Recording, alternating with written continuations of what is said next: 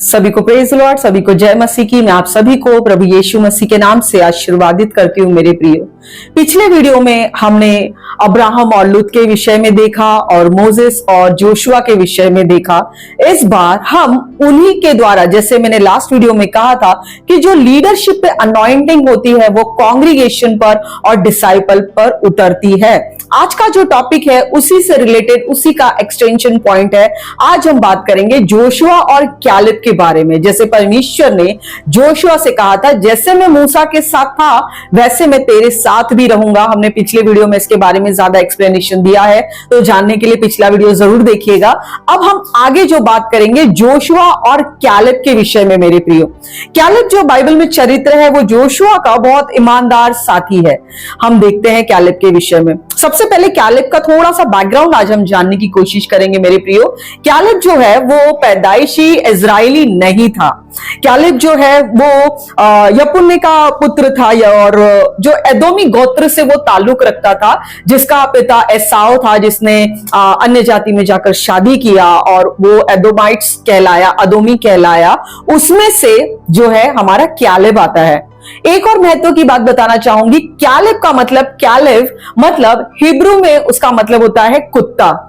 आप बोलेंगे इतना अच्छा लीडर, इतना वंडरफुल लीडर, मूसा के साथ चलने वाला लीडर, यहोशू का पार्टनर, उसका अर्थ कुत्ता। यस, हिब्रू में कैलेब मतलब कुत्ता, क्योंकि वो उस बैकग्राउंड से नहीं आता था, इजरायली बैकग्राउंड से नहीं आता था, तो जिस गोत्र से भी वो आता था तो वहां पर वैसा नाम उसका रखा गया। लेकिन किसी कारणवश कैलेब जो है वो यहूदा के गोत्र में जोड़ा गया, या आप सिंपल भाषा में कह सकते हैं गोद लिया गया, जिसके वजह से हम गिनती की किताब 13 अध्याय के 6वें वचन में पढ़ते हैं, यहूदा के गोत्र में से यपुन्ने का पुत्र कालेब, ये हम देखते हैं यहूदा के गोत्र से, जबकि वो उसके गोत्र में नहीं था, वो अदोमी था। बट लेकिन किसी कारणवश हम जब स्टडी करते हैं तो वो इजराइल गोत्र में जोड़ा गया। अब यहां से जर्नी शुरू होती है मोसेस के लीडरशिप में यहोशू और कैलेब की दोस्ती, साथीदारी, भागीदारी। और हम सीधे चलते हैं उस जगह पर जहां पर मोशे कहता है कि आपको कनान देश में जाके स्पाई करना पड़ेगा, आपको उस भूमि को जाकर देखना पड़ेगा। मोसेस 12 व्यक्ति को रिलीज करता है वहां पर, तो लोग फैल जाते हैं। सब लोग, जो 10 लोग आते हैं, वो लोग मूसा को रिपोर्ट देते हैं कि वहां पे तो बड़े अनाकी वंशी लोग हैं, जो दानव साइज के लोग हैं, तो वो लोग तो हमको मार डालेंगे, वहां जाके कुछ फायदा नहीं है। तो लेकिन जब यहोशू और कैलेब आते हैं रिपोर्ट लेके, तो वो मोसेस से कहते हैं, लीडर हमने देखा है कि वो जगह भले ही दानवों के वश में है, लेकिन हम जानते हैं कि परमेश्वर उन्हें हमारे मुंह का निवाला कर देंगे। तो ये दोनों की एक फेथ की जो भाषा है हम यहां पर बाइबल में देखते हैं, उसकी एंट्री मेरे प्रियो। 10 ने एक अपसेटिंग और बहुत ही निराशावादी रिपोर्ट दिया, लेकिन वहीं पे यहोशू और कैलेब ने बहुत ही पॉजिटिव की लीडर भले ही वहां पे दानव साइज के लोग रहते हैं, लेकिन खुदा चाहे तो वो हमारे मुंह का घास बनेंगे, निवाला बनाएंगे, या हमारी भाषा में कहते हम उन्हें खा डालेंगे। तो यही फिर हम आगे देखते हैं। इसके वजह से 10 लोगों ने जो रिपोर्ट दिया, इजरायली लोगों ने डर पर विश्वास किया, ज्यादा उन 10 लोगों पर विश्वास किया, लेकिन इन 2 लोगों पर विश्वास नहीं किया। जब ये हादसा हो रहा है, जब ये इंसिडेंट हो रहा है, तब यहोशू की आयु जो है 40 वर्ष के आसपास है, जब ये स्पाई करने जा रहा है, जासूसी करने जा रहा है। अब आने के बाद रिपोर्ट दिया, लेकिन लोगों ने 10 लोगों के रिपोर्ट को माना, जो कि डरावनी थी, निराशावादी था, और उन लोग सारे इजरायली जो थे उनके फेवर में आ गए कि 10 लोग कह रहे हैं कि वो जगह अच्छी नहीं है, डरावनी है, वहां पे दानव दैत्य लोग हैं, तो डेफिनेटली वो हमको मार डालेंगे। जैसे हम देखते हैं राक्षस साइज के लोग हैं, तो वो हमको मार डालेंगे। लेकिन उसके विरोध में इन दोनों दोस्तों की रिपोर्ट जो होती है वो अपने लीडर को बहुत पॉजिटिव होती है कि खुदा ने कहा है वो कनान देश देंगे, उसमें दूध और शहद की नदी बहती है। हाँ, कुछ अच्छी चीज, मतलब कुछ तो बात है, जब परमेश्वर ने कहा है वो लैंड जो है, वो कनान देश जो है, वो भूमि जो है वो आशीर्वादित है। लेकिन कुछ मुसीबतें, मुश्किलें तो होंगी ही। जब टास्क बड़ा है, विजन बड़ा है, और जब परमेश्वर ने कुछ देने की बात कही है मेरे प्रियो, तो डेफिनेटली उसमें चैलेंजेस तो आएंगे। ये दोनों ने उसको देखा और मोसेस को अपडेट किया वो चीज। अब हम थोड़ा और आगे चलते हैं। लोगों ने 10 लोगों की बात सुनी, और वो जो लोग थे 10 लोगों की बातों से इन्फ्लुएंस होकर वो जोशुआ और कैलेब को मारने तक उठ गए। गए थे। अब इस वजह से हुआ क्या, परमेश्वर ने फिर उनको जंगल में लौटा दिया। जो अब वो इनकी बात सुनकर डायरेक्टली लैंड की तरफ प्रस्थान कर सकते थे, निकल सकते थे, लेकिन अब क्या हुआ, वो 10 की बात सुनकर वो डर गए और उन्होंने नहीं चाहा कि हम ये रास्ता ले, बल्कि हम घूम कर जाएंगे, जिसके वजह से उनके और 38 साल लॉस हुए। मेरे प्रियो ध्यान से सुनना, बंदा हमारा कैलेब ऑलरेडी 40 साल का है, 38 साल वो फिर भटके। अब ऐसा होता है कि 20 साल के नीचे कोई बच्चा ही नहीं है, जैसे कि परमेश्वर ने कहा था कि 20 तुम लोग जो कुड़कुड़ा रहे हो ना, तो 20 साल के नीचे के कोई भी लोग बचेंगे नहीं। अब बचते सिर्फ है जोशुआ और कैलेब। जैसे मैंने कहा, कैलेब का नाम का अर्थ है कुत्ता। भले ही हमको लगे दास का नाम कुत्ता, यस, लेकिन कुत्ता भले उसका नाम था, तो उसने उस बात को नेगेटिव नहीं लिया, हाय मुझे कुत्ता बोल दिया, मेरा निरादर कर दिया। उसने बोला कुत्ता ना, मैं कुत्ते की क्वालिटी लेता हूं, मैं मालिक से चिपका रहूंगा, मैं ईमानदार रहूंगा, मैं अंत तक ईमानदार रहूंगा। मेरे प्रिय एक और चीज बताती हूं, मेरे पास भी एक पेट है। कुत्तों की एक क्वालिटी होती है, आप बंगले में रहिए, आप सड़क पे रहिए, उसको जगह से, लोकेशन से, कंफर्ट से लेना देना नहीं है। मालिक जहां पर है उसको वो चीज पसंद है, वो उसी के साथ ईमानदार रहेगा।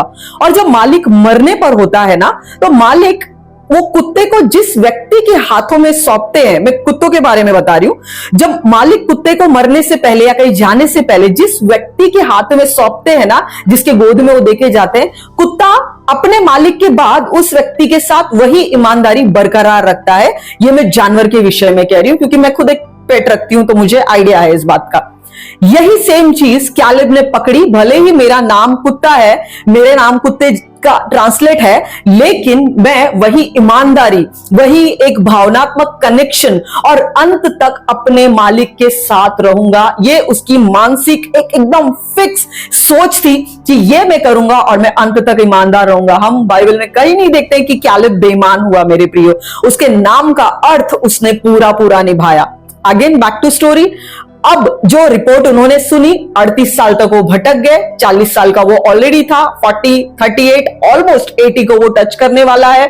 अब जब 38 साल के बाद वो उस भूमि पर पैर रखते हैं, जो खुदा बाप ने मूसा से वादा किया है कि ये जमीन मैं तेरे लोगों को दूंगा। जो लोग कुड़कुड़ा रहे हैं वो तो नाश हो गए, 20 साल के नीचे वाले लोग साथ है। अब मेरे प्रियो, बाइबल की एंट्री क्लियर बोलती है, लास्ट में उस प्रॉमिसिंग लैंड पर पैर रखने वाले कौन है? सिर्फ जोशुआ और कैलेब। अब जैसे मैंने कहा कि जो लीडरशिप के ऊपर जो अनॉइंटिंग है वो डिसाइपल पे आती है, जैसे एलिया पर थी और एलिशा पर उतरी, जो मोसेस के पास थी वो जोशुआ पे उतरी। अब जोशुआ उसको पूछते हैं एज अ एल्डर, कैलेब तुझे कौन सी भूमि चाहिए? कैलेब हाथ रखता है हेब्रोन जमीन पर, हेब्रोन की पहाड़ी पर, क्योंकि वो समुद्र से 3000 किलोमीटर की ऊंचाई पर है, बेस्ट है सींचने के लिए, हरी भरी जमीन है, एक्सीलेंट जमीन है। और फिर जोशुआ उससे बहुत खुश होते हैं, बोलते राजा, जोशुआ को बोलता है कैलेब कि तेरे दास ने, तेरे मालिक ने, मूसा ने वादा किया था, खुदा ने उससे वादा किया था कि दूध और शहद की नदी में भेजेंगे और मैं तुझे एक्सीलेंट दूंगा। मैं आपके साथ था, हमने अंत तक साथ चले हैं, इसलिए जब आप मुझसे पूछ रहे हैं तो मैं बता रहा हूं कि मुझे बेहतरीन हिस्सा चाहिए। उसने वो चीज यहोशू के सामने रखी। यहोशू ने भी बहुत ही प्राउडली और बहुत ही एक एल्डरशिप के हार्ट के साथ उसको, कैलेब को, वो जमीन हेब्रोन दे दी, क्योंकि हेब्रोन की कीमत, खूबसूरती, जब वो स्पाई करने गया था 40 साल की उम्र में, उसने देख लिया था भले ही वहां पे दानव है, लेकिन वो जमीन उपजाऊ है, वो जमीन एक्चुअली फलवंत है, वो जमीन खूबसूरत है, बाकी सारी जमीनों से वो जमीन बहुत अच्छी है। और इजराइलियों के परमेश्वर ने अब्राहम से वहीं पे बलिदान मांगा और वहीं पर प्रतिज्ञा उतरी थी, इसके लिए उसको उस भूमि का वैल्यू पता था। तो जब उसकी जर्नी पूरी होती है मेरे प्रियो, 85 की उम्र में हम देखते हैं 40 साल का आदमी 85 में पहुंचता है। अब अपने लीडर को वो बोलता है मुझे उत्तम चाहिए, क्योंकि खुदा बाप ने मोसेस से वादा किया है कि वो बढ़ा देंगे करके। और यहोशू को बहुत अच्छा लगता है, क्योंकि वो जो भी कर रहा है, वो जो भी बोल रहा है और जितना भी वो अब तक चलते आया है, केवल परमेश्वर के वचन को अहमियत देते हुए। परमेश्वर ने कहा था एक्सीलेंट देंगे, शहद और दूध की नदी बहेगी, वो जगह अच्छी होगी और वो जगह पूर्वजों की जगह उन्हें दे देंगे। तो यहोशू ने, जैसा उसका नाम है कैलेब, जैसा उसका नाम का अर्थ है कुत्ता, अंत तक वो ईमानदार बना रहा और उसने यहोशू को याद दिलाया तुझे याद है जब मैं 40 साल का था, वचन कहता है मेरे प्रियो, मुझे बहुत अच्छा लगता है, मुझे वचन वो मिल जाए, मैं आप लोगों के लिए पढ़ती हूं, बहुत सुंदर वचन है। यस, मिला। गिनती की किताब 14वें अध्याय का 30वां वचन मैं आपके लिए पढ़ना चाहूंगी। उसमें से यपुन्ने के पुत्र क्यालेब और नून के पुत्र यहोशू को छोड़ कोई भी उस देश में न जाने पाएगा, उसके विषय में मैंने शपथ खाई है, तुमको उसमें बसाऊंगा। ये वचन वो उसको याद दिलाता है, ये वचन क्यालेब जोशुआ को याद दिलाता है कि देखा, परमेश्वर ने मूसा से ऐसा कहा था, अब मुझे वो चाहिए। और वो जमीन Joshua as a leader, as an elder, as a partner और बोलते हैं ना, एक भागीदार, एक सहभागी के रूप में उसको वो सौंप देते। आज का मेरा जो मुद्दा है मेरे प्रियो, आज मैं आपको यही बताने की कोशिश कर रही हूं, भले जो परमेश्वर ने हमसे वायदे किए हैं, आज उस पर अनाकवंशी बैठे हैं, दानव है, दैत्य है, लेकिन याद रखिए, हमने आदम के साथ में फल जब खाया, जब उसने खाया तो हम उसके अंदर ही थे, तो जब हमने आदम के साथ में फल खाया तो वो प्रॉमिस जो हमको मिला था फलवंत होने का, कहीं ना कहीं आज्ञा उल्लंघन के कारण हमने ही उस आशीर्वाद में करप्शन को मिक्स कर दिया, हमारे सोच और कारनामों के कारण। लेकिन परमेश्वर का वायदा ना जो कभी टलता है, ना कभी हटता है, ना कभी पास होता है, बाईपास होता है। वो वैसे ही वचन कहता है साम्स कि परमेश्वर का वचन आकाश में स्थिर रहता है। उसने जो एक बार कह दिया वो राइट टाइम पे एग्जिस्टेंस में आना है, भले ही पहुंचने में 400 साल लगे, लेकिन जोशुआ ने परमेश्वर के वचन को थामा। जो मोजेस को मिला उसने सुना, जो जोशुआ पे आया वो साथ था, उसने सुना, और जब उसकी बारी आई तो उसने बेस्ट मांगा अपने लीडर की अगुवाई में, उसके सबमिशन में। हम देखते हैं कि जब तक राजतंत्र, लोकतंत्र होता गया इजराइल का, तब तक वो शहर कैलेब के नाम से ही जाना गया मेरे प्रियो, आज तक कैलेब के नाम से ही जाना गया। तो परमेश्वर के अधीनता में, परमेश्वर के वचन में जब कोई चलता है तो परमेश्वर बहुत बेहतरीन जो उन्होंने प्रॉमिस किया है वो देने से पीछे नहीं हटते। शर्त सिर्फ एक है, कैलेब की तरह ईमानदार बनना है। आप कहेंगे कुत्ते जैसा, यस, किसी से अगर कुछ अच्छी चीज सीखने मिलती है जरूर सीखनी है, भले ही वो इजरायली नहीं था, वो कनिजी गोत्र से, उनके कम्युनिटी से आता था, लेकिन किसी कारणवश अडॉप्शन आने के कारण वो इजरायली कहलाया। और जब इजरायली कहलाया तो इजराइल के खुदा के सारे प्रॉमिसेस उसके है, ये उसको बहुत अच्छे से पता था। इसीलिए जहां पे प्रॉमिस उतरा उसने अब्राहम की लैंड मांग ली। और जब मोजेस जो सबसे पहला व्यवस्था का होल्डर था, उससे जो अनॉइंटिंग यहोशू पे आई, उसने वही अनॉइंटिंग खुद पर ली, और जब उसने राइट चीज पे हाथ रखा वो चीज उसकी हो गई। तो मेरे प्रियो, मेरे बोलने का आज मतलब यही है, जब मैं आपको बोल रही हूं तो मैं खुद भी सुन रही हूं, मुझे बड़ा इंकरेजमेंट फील हो रहा है कि हाँ, जब हम परमेश्वर की अधीनता में चलते हैं, उसके प्रतिज्ञाओं को जब हम वैल्यू करते हैं मेरे प्रियो, तो खुदा बाप देने से पीछे नहीं हटता। हो सकता है उस जमीन पर दानव है, हो सकता है मुसीबतें हैं, जैसे मैंने कहा आदम के कारण करप्शन हमारे ही सोच और कामों के कारण आई हमारे आशीषों में, लेकिन वो करप्शन वो दानव को ना देखे, लेकिन परमेश्वर के वायदों को देखे। राइट समय पे परमेश्वर राइट चीजें आपके पास जरूर पहुंचाएंगे। शर्त सिर्फ एक है कि अंत तक हमें ईमानदार बने रहना है और विश्वास करना है कि विश्वास योग्य खुदा सही समय पर हमें वो जरूर देंगे जो उन्होंने हमारे लिए रखा है मेरे प्रियो। इसमें से हम कितनी चीजें सीखते हैं, आज मैं की पॉइंट आज आपको देती हूं, मैं खुद भी रिकॉल करती हूं। सबसे पहले, हम प्रभु के लोग इजरायली पीढ़ी में नहीं थे, परमेश्वर ने हमें जोड़ा। परमेश्वर ने जो वाचाएं उसके प्रिय व्यक्ति अब्राहम से की थी वो हमें सेतमेत में मिली। प्रभु ने यीशु को लाया, यीशु के जरिए यीशु में जुड़कर आज हम इजरायली हो गए। आज वो जो अब्राहम की प्रतिज्ञाएं थी, प्रभु यीशु मसीह से जुड़ने के कारण वो यीशु मसीह से होकर वो प्रतिज्ञाएं हम तक पहुंची। मेरे प्रिय, ध्यान से सुनना, अब्राहम को आशीष मिली, लेकिन यीशु की कुर्बानी की वजह से अब्राहम की जो प्रतिज्ञा इजराइलियों तक थी वो यीशु के लहू के द्वारा आज हम अन्य जातियों कैलेब तक पहुंची है। हम कैलेब है, कैलेब दूसरा कोई नहीं, हम खुद कैलेब है। आज वो हम तक पहुंची है मेरे प्रियो। आज हमारा काम है उस कैलेब की तरह हमें भी ईमानदार रहना है, एक जानवर के जैसा ईमानदार, जानवर की तरह, कुत्ते की तरह ईमानदार रहना है, फोकस रखना है, मालिक को छोड़कर कहीं नहीं जाना है। कुत्ते को आप देखिए, मालिक कितना भी लात मारे वो कभी साइड नहीं छोड़ता, क्योंकि उसको पता है जब खतरा आएगा तो यही मुझे बचाएगा। उसे पता है जो मुझे भूख लगेगी तो यही मुझे खिलाएगा। कैलेब ने इस बात को बहुत अच्छे से जाना मैं मूसा और यहोशू के साथ रहूंगा तो सेफ रहूंगा, यही मुझे बचाएंगे। और आखिरकार ये उसकी सोच, उसकी भावना या जो भी जैसे भी तरीके से उसने सीखा होगा, हम देखते हैं लास्ट में वो फ्रूटफुल हुई। और परमेश्वर की योजना वैसे ही हमारे जीवन में जब हम ईमानदार रहेंगे कैलेब की तरह, तो वही योजना हमारे जीवन में अंत में पूरी होगी। मैं ओबीडियंस के ऊपर ही ज्यादा बता रही हूं, और जो लीडरशिप के ऊपर मेंटल है वो कैसे डिसाइपल के ऊपर आता है, ये मैं पिछले 2-3 वीडियो से इसी पे बात कर रही हूं। मुझे नहीं पता क्यों, ये मैंने सोचा नहीं था,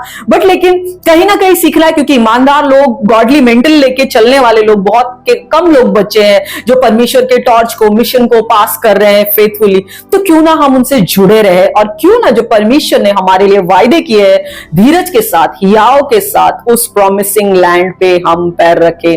कैलेब कनान पहुंच गया, उसको वो चीज मिल गई जहां पे दूध और शहद की नदी थी। आज हम कहते हैं सिय्योन देश हमारा है देश, रहते हैं हम परदेश, हम यहाँ परदेश में रह रहे हैं, जाएंगे हम अपने देश। तो जाने के लिए कैलेब का माइंडसेट, जोशुआ की लीडरशिप, मोजेस का सबमिशन, हमें सब चीज जरूरी है मेरे प्रियो। आप बोलेंगे ये कुछ नहीं और मैं शॉर्टकट मारूंगा, नहीं हो सकता। हमें पहुंचने के लिए एक्सरसाइज की जरूरत है, और एक्सरसाइज करने के लिए हमें एक ट्रेनर की जरूरत है। और ट्रेनर कौन हो सकता है? जो पहले चल चुका है। जोशुआ को पता था ट्रेनर मोजेस है, कैलेब को पता था ट्रेनर जोशुआ है, यहोशू है। तो वैसे ही हमें अपने लीडर्स का मेंटल आगे कैरी करते हुए ही हम सिय्योन देश में पहुंच सकते। मेरे प्रियो आज का संदेश आई होप आपको समझा हो। भले ही हमारे प्रॉमिसिंग लैंड में बहुत सी दिक्कतें हो, प्रॉब्लम हो, मुसीबतें दिख रही हो, निराशा दिख रही हो, अंधेरा दिख रहा हो, बाइबल का वचन कहता है वो अंधेरे में दीपक है मेरे पैरों के लिए। काफी है, एक एक कदम पे चलने के लिए काफी है। वो कहता है वो मेरे पैरों को बहेलियों के जाल से बचाएगा, यानी जब चिड़िया पकड़ने वाले जाल फैलाते हैं ना, वो उससे छुड़ाएगा। तो वो मेरे पैरों के लिए दीपक है, टॉर्च लाइट है या हेलोजन लाइट है, वो नहीं कह रहा है, दीपक है। दीपक एक एक कदम के लिए काफी है। परमेश्वर हर कदम पर हमारे साथ है, उससे पूछते रहिए, वो हमें गाइड करते रहेंगे। बाइबल के वचन ने हमें अंत में जब यीशु मसीह जब ऊपर जा रहे थे स्वर्गारोहण की तरफ, तब उन्होंने कहा था मैं अपनी आत्मा तुम्हें देकर जाता हूं और वो मेरी बातों में से तुम्हें लेकर स्मरण कराएगा। मेरे प्रियो, आज हमारे साथ पवित्र आत्मा है, वो हमारे लिए काफी है। वो बात करते हैं, वो हमारे साथ है, वो हमारे दोस्त है, हमारे गाइड है। जब भी कहीं पे अटके, पवित्र आत्मा क्या प्रॉमिस मिला था एज ए इजराइली या एज अ प्रॉमिसिंग चाइल्ड के रूप में, मुझे क्या प्रॉमिस मिला था? पवित्र आत्मा प्लीज मुझे स्मरण कराइए।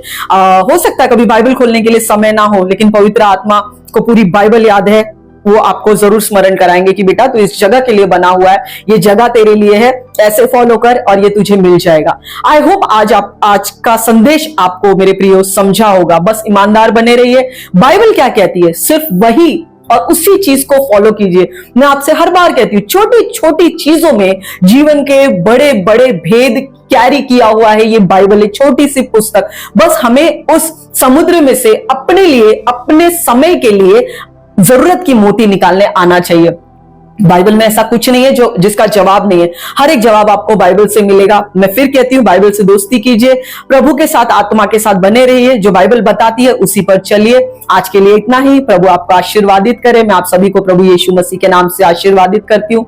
God bless you and love you all.